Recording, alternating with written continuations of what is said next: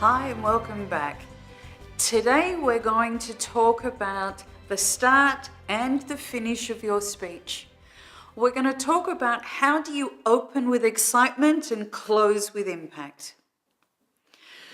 Our opening is one of the most interesting parts of a speech.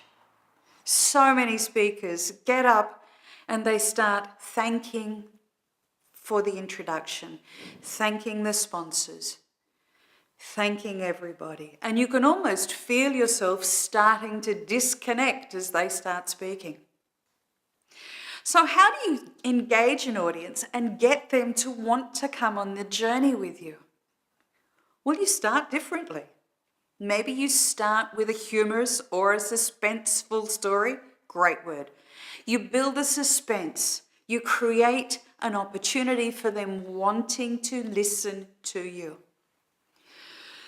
Or you could start with one of those quotes that you know is going to have an emotional impact on the audience. They're going to remember where they heard it, who said it, and they're going to wonder, how is that part of what you're going to speak about? It helps if you know the audience to know what quote is going to be right for them. Another way is you could ask a question. Sometimes you can ask a rhetorical question and sometimes you can ask questions for real. You want them to respond. By doing that, you automatically bring them into the start of the speech, into the start of that conversation. And they decide to go with you on this journey. Or you could start with a really bold assertion and then argue for or against it, depending on the type of speech you're giving. You want to let them, help them find their benefit in what you're about to say. It's that understanding you're here to open that door to invite them on the journey. It's also important to remember that your speech starts from the moment you stand up to start walking towards the stage. So maybe you're part of the crowd and you stand and you walk forward. Maybe you're actually supposed to be up on a stage and you have to walk towards the front to speak. Possibly you have the chance to choreograph it a little bit more and either come from the back of the room or the side to create a little bit more tension and interest as you move forward to start speaking. Maybe you even have a microphone with you and can start talking as you're walking towards the front of the stage. Each opportunity is going to be a little bit different. One of the things we get to do is to play a little bit, because when we play with our speech, our audience gets to expect it's going to be something different. It helps them want to listen. We start our speech, we've engaged them. We have had the body of our speech and told them the things we need to tell.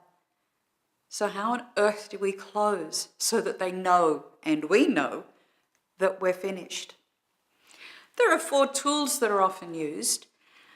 These are, you can start with in closing, in summary, in conclusion.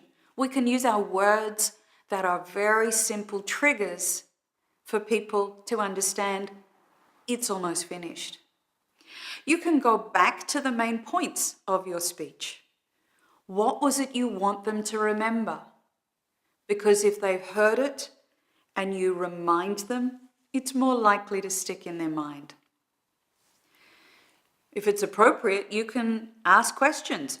Get them to tell you what it is they learned or what it is they thought was really interesting. You could possibly even ask them to speak to the person next to them, whether they know them or not, and ask, what did they learn? And then get everybody to share a little bit. Give them the opportunity to be part of that conversation. You might have a final anchor piece that you want to leave them with. Maybe it's connected to the heading, the title of your speech. Maybe it's connected to one of the most important points you made. But when you have an anchor and you reinforce that piece, you tie the whole package together. And from the start of the opening, when you invite them in through the front door, you finish with a piece that says, and now we're done. Have fun practicing your speeches and look forward to seeing you again next week. Bye.